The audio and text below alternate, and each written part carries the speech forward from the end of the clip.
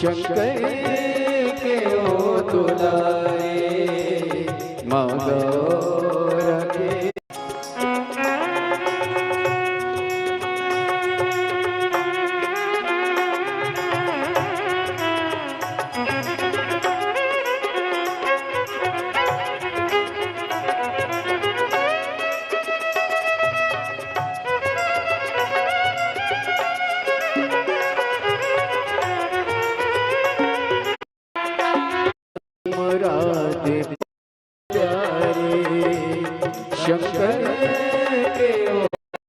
अलौकिक दिव्य कथा हम भोलेनाथ आपने में गए भी देख रहे थे, प्रार्थना करी, आराधना करी और भगवान भोलेनाथ का सुंदर अभिषेक में जुड़कर आप निश्चित ही एक पुण्य का कार्य आपने करा है। देखिए, अगर हम कोई कार्य करें सनातन धर्म के हित के लिए और उसका एक मात्र छोटा सा हिस्सा भी अगर हम बन जाते हैं तो निश्चित ही ये भगवान भोलेनाथ की ही मर्जी है कि हम उनकी सेना के एक छोटे से सिपाही बने, उनकी सेना के एक छोटे सा हिस्सा बने। तो निश्चित ही ये भोलेनाथ की ही मर्जी होती है। और देखिए, कल बाबा का अभिषेक में जो आनंद बरसा है हम सभी को देखने लायक बनता है कि बाबा का अभिषेक में जो आनंद की अनुभूति हमारे दिल में हुई है वे हम सभी को महसूस होती है। एक अजीब सी शांति हमें प्राप्त हुई है, एक अजीब सा सुकून हमें प्राप्त हुआ है भगवान का अभिषेक करके। एक सकारात्मक ऊर्जा हमारे हृदय में प्रवाहित हुई है। ऐसा लगता है कि हम जीवन में कभी नहीं हारेंगे और इतना किस प्रकार से का प्रयास भगवान बैठले सेवा समिति के धाम अशोक कुमार जी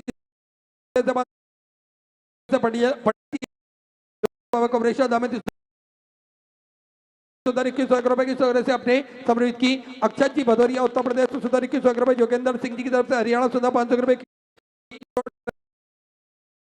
आस तुम एक आस तुम्हारी है, विश्वास तुम्हारा है, अब तेरे सिवा गुरुवर कहो कौन हमारा है।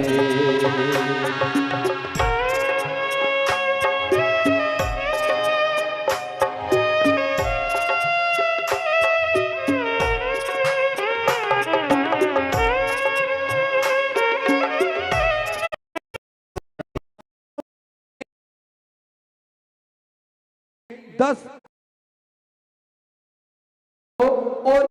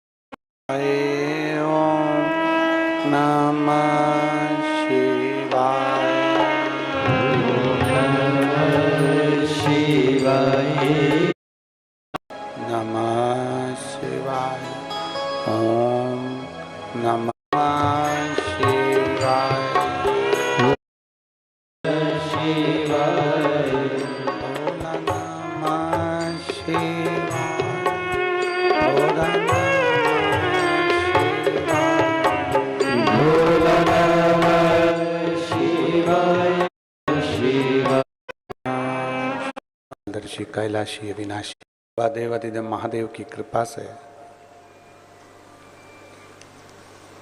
आप और हमको संपूर्ण विश्व के कल्याण हेतु श्रवण करने का सौभाग्य प्राप्त हुआ है। बड़े भाग्यशाली हैं सभी श्रोता भाई बहन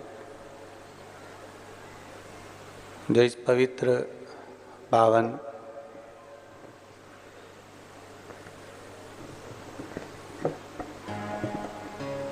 शिव महापुराण की कथा का लाभ ले रहे हैं।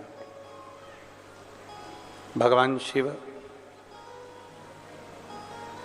इसमें गुनगुन आवाज आ रही है ना, वो बंद करो, माइक में गुनगुन आवाज आ रही है।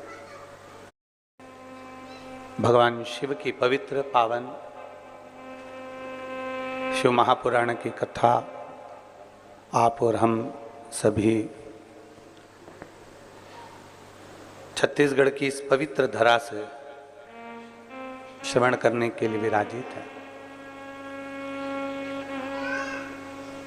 वाली है। श्री परमेश्वर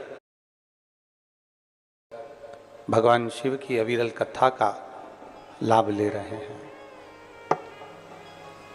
कल 2 अगस्त को पवित्र श्रावण महीने की शिवरात्रि का उत्सव मनाया। करोड़ों भक्तों ने अपने अपने घरों में रहकर भगवान शंकर की पार्थिव लिंग का पूजन किया और पार्थिव लिंग का पूजन कर कर आप और हम सब कृतार्थ हुए। एक छोटा सा पुण्य, एक छोटा सा सत्कर्म यदि हमारे जीवन में हो जाए तो ये मानकर चलें कि कहीं ना कहीं प्रभु कृपा से हम केवल एक कुल को या एक पीढ़ी को नहीं, हमारी 71 पीढ़ियों को पार उतार देते हैं। ऐसा पुण्य हमारे खाते में आ ही जाता है।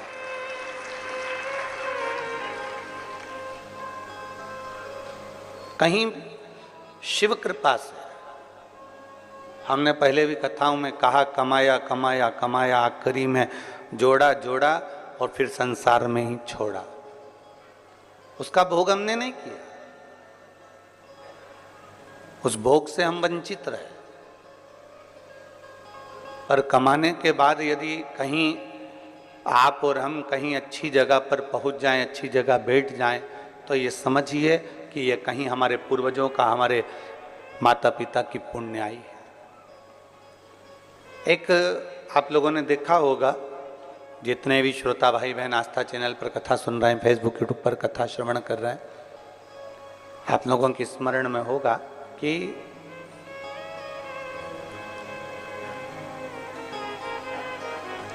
ऊंट वाले आते हैं, भेड़ वाले आते हैं, भेड़ चराने के लिए आए, ऊंट वाले ऊंट लेकर भेड़ लेकर आए और जंगल में भेड़ चराते हैं।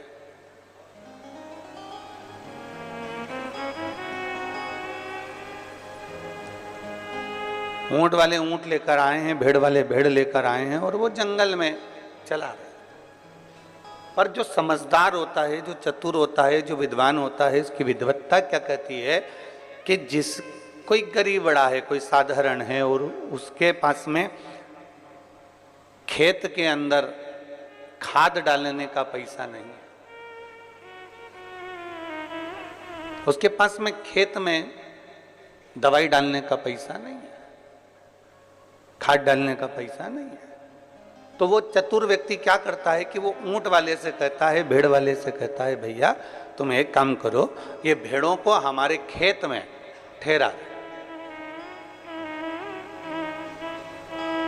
इन भेड़ों को हमारे खेत में इनको बिठा दो। यदि आप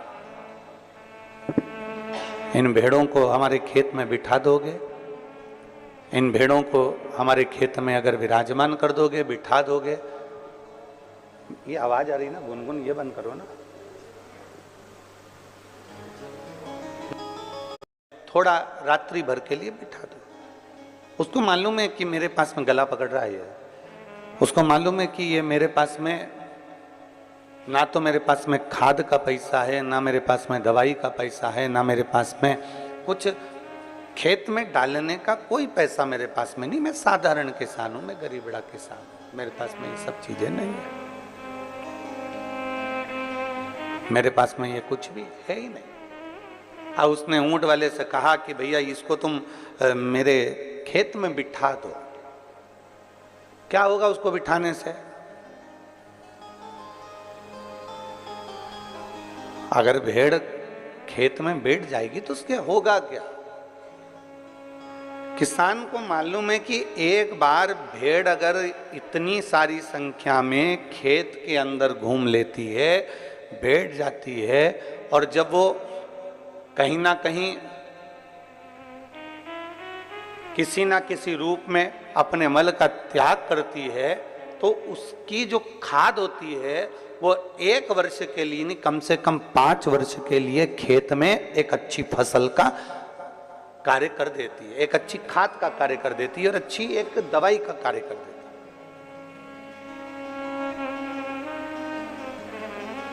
किसान को मालूम है कि मेरे पास में इतना धन नहीं है, किसान को मालूम है कि मेरे पास में इतना पैसा नहीं है। उसने एक ही काम करा कि इन भेड़ों को मेरे खेत में बिठा दो, वो बैठ जाएगी ना तो बस उतने में मेरा काम हो जाएगा और मेरा 5 साल तक अच्छा चल जाएगा, केवल बैठने से।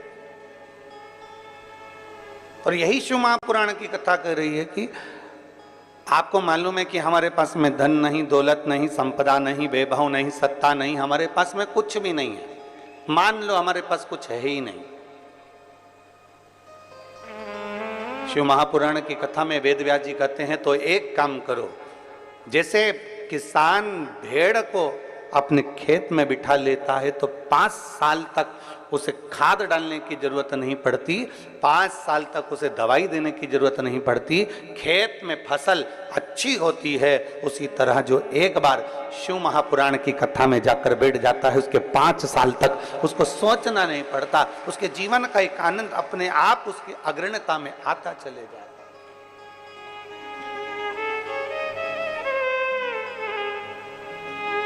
अपने आप वो आगे बढ़ता चले जाता, अपने आप लोग तो ये शास्त्र में तो हम लोग भेड़ का अगर चरित्र पढ़ रहे हैं तो 5 साल का बोलते हैं, पर शिव महापुराण की कथा तो यहाँ तक कहती है कि आपने अगर भगवान शिव की पवित्र कथा में, भगवान शंकर के मंदिर में, भगवान शंकर के शिवालय में, भगवान शंकर के भक्त के लिए, शिव भक्त के लिए शिवालय में या कथा में या अन्य रूप से अगर हमने 98 भी खर्च करी है तो उसको एक छोटी सी डायरी में लिख के रख लेना चाहिए कि हमने इतनी तारीख को ये रुपया यहाँ खर्च किया है, पुराण में, शिवालय में या शिव भक्त के लिए किया गया है, उसको लिख कर रखो। 3 महीने बाद जब हमको आपके आसपास में कथा हो तो जरूर बताना कि मैंने इतना दिया था, मेरे बाबा ने उसको बढ़ाकर चौगुना कर कर दिया कि नहीं। एक शिव भक्त,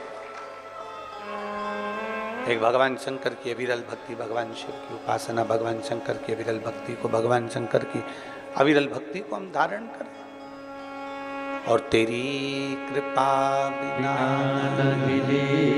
एक भी अणु लेते हैं श्वास, तेरी कृपा से बखान क्या करूं मैं राखों के ढेर का, चपटी भभूत में है खजाना कुबेर का। हे गंगाधार मुक्ति द्वार ओंकार तू, भोले ओंकार तू, आयो शरण तिहार शंभु तार तार तू। हमने अगर 1 रुपया भी खर्च करा है, हमने 1 रुपया भी शिवालय में, देवालय में, शिव भक्त के लिए कहीं ना कहीं लगा दिया गया है, उसको लिख के रखो कि हमने 1 रुपया दिया है।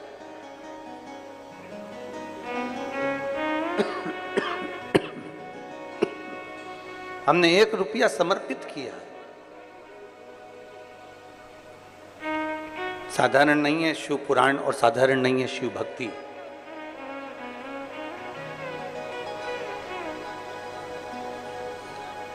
लाखों,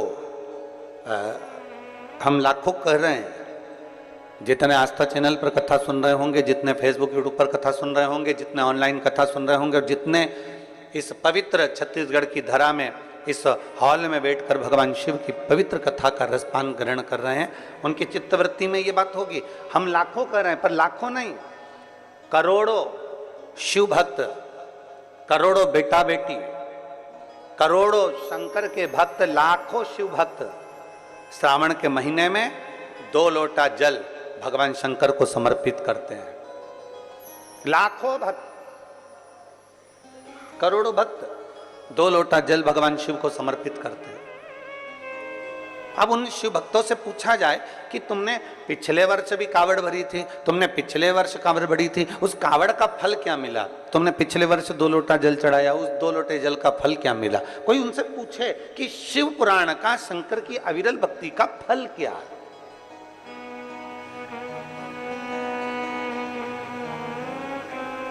आप इतनी संख्या में बैठे हो, कहीं ना कहीं बाबा ने आप पर कृपा करी है। ये यजमान परिवार जो हैं, सभी शुक्ला जी, पिल्लई जी और खंडेलवाल जी, आदिक सिन्हा जी, ये सब यजमान परिवार तो बन के बैठे हैं, इनके ऊपर तो प्रभु कृपा हुई है। पर जितने श्रोता भाई बहन यहाँ बैठे हुए हैं, वो भी तो अपनी बुद्धि से जरा विचार करें कि हमारे पूर्वजों ने ऐसा कौन सा पुण्य कर दिया था जो सावन महीने में हम यहाँ आकर बैठ गए, भगवान शंकर की कथा का रसतत्व हमने ग्रहण कर लिया। ऐसा कौन सा पुण्य हमने किया था?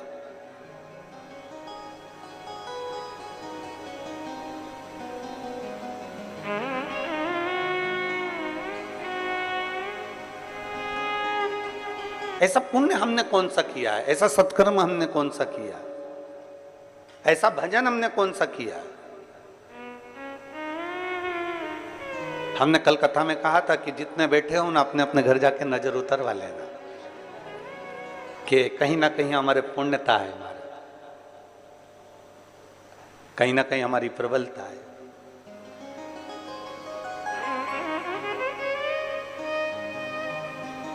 और बड़ी वो कहते हैं, सोने की चेन अगर गले में पड़ी हुई है या सोने का मंगलसूत्र पड़ा हुआ है तो उसको देखकर चोर तुम्हारे करीब में आता है। और मान लो सोने की चेन है ही नहीं, सोने का मंगलसूत्र है ही नहीं, रुद्राक्ष धारण कर रखा है या तुलसी की माला पहन रखी है, चोर आएगा बाजू में, उसको मालूम है 5 रुपए की तो बाजार में मिल जाती है, 10 रुपए की तो बाजार में मिल जाती है। जब कोई व्यक्ति मरता है तो मरने वाले व्यक्ति के शरीर पे से सारा सोना रात को ही उतार लिया जाता है, संपूर्ण सोना।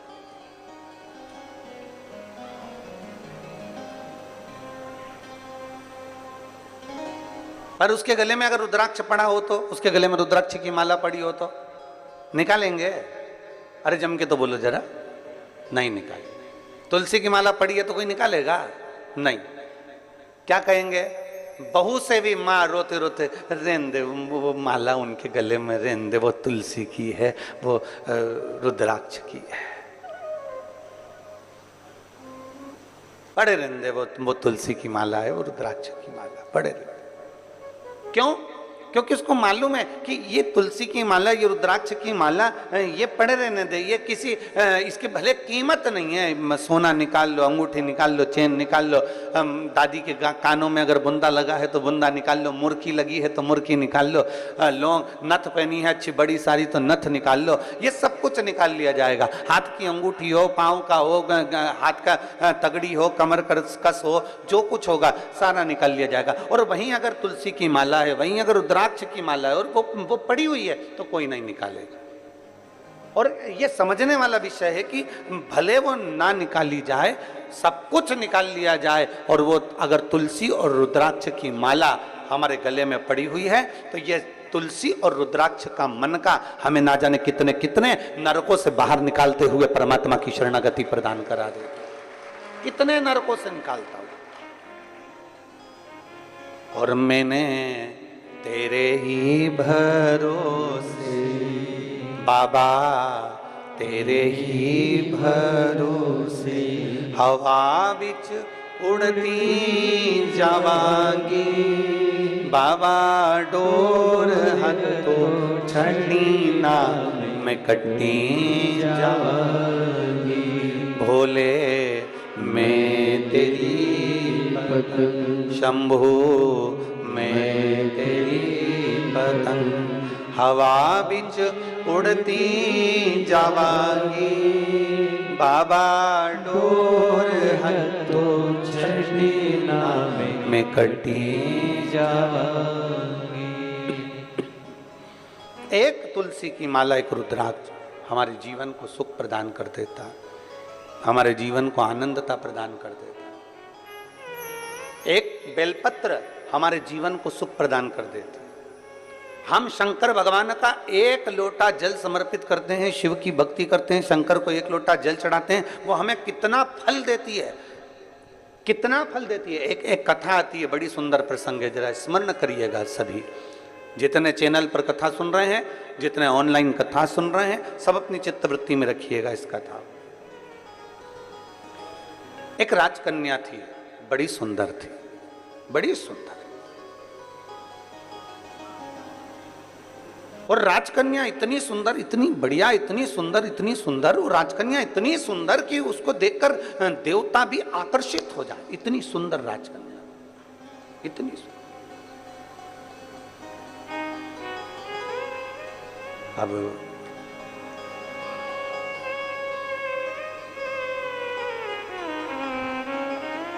कन्या सुंदर थी, राजा को चिंता लग गई जब कन्या बड़ी हो गई। कन्या बड़ी हुई और चिंता लगी। किसको चिंता नहीं होती? और आज के जमाने में हम तो निवेदन करना चाहेंगे, बेटों की शादी की चिंता करो, बेटियों की शादी की मत करो। क्यों? क्योंकि बेटी इतनी मेहनत कर लेती है, इतनी लगनता से काम कर लेती है कि बेटी के लिए तो ढेरों संबंध आना चालू हो जाते हैं। उसकी लगनता, उसकी मेहनत उसको आगे बढ़ा देती है।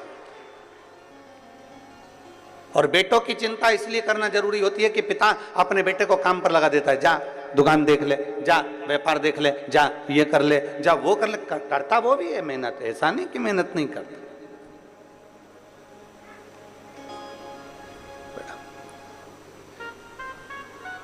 करता वो भी मेहनत है, बिठाओ भाई। ऐसा नहीं कि वो मेहनत नहीं करता है, उसके पास में मेहनत करने का कुछ क्रम नहीं होता, वो मेहनत करता है, करता। पर चिंता हमें बेटी की नहीं, चिंता हमें बेटे की रहे। बेटी अगर लगनता से मेहनत कर रही है, अपने पिता के कार्य के प्रति जागरूक है, अपने पिता के वचन के प्रति जागरूक है और अपने पिता के बोले हुए शब्द के प्रति जागरूक है, तो फिर बेटी की चिंता नहीं रहती, फिर बेटी की चिंता नहीं। शिव पुराण कह रही है, भगवान शंकर का संवाद कर रहा है, भगवान उगड़दानी का संवाद कर रहा है, भगवान शंकर की पावन कथा कर रही है। राजकन्या इतनी सुंदर थी, इतनी सुंदर राजकन्या कि उसको देखकर देवता भी आकर्षित हो जाए। इतनी सुंदरता उस राजकन्या में, इतनी सुंदर। और फिर निवेदन आप सबसे, क्रीम की चमक, क्रीम की चमक कुछ दिन की रहती है, और यदि अच्छे कर्म करे हैं तो वो चमक तुम्हारे मरते दम तक रहती है, वो अंतिम समय तक है। बोल बम का नारा है, इतना धीमे बोलोगे तो कल्याण तुम्हारा है। बोल बम का नारा है, सारी समस्या का हल। क्रीम की चमक थोड़े दिन की है, पर अच्छे कर्म की चमक तुम्हारी जिंदगी भर की है, जीवन भर की।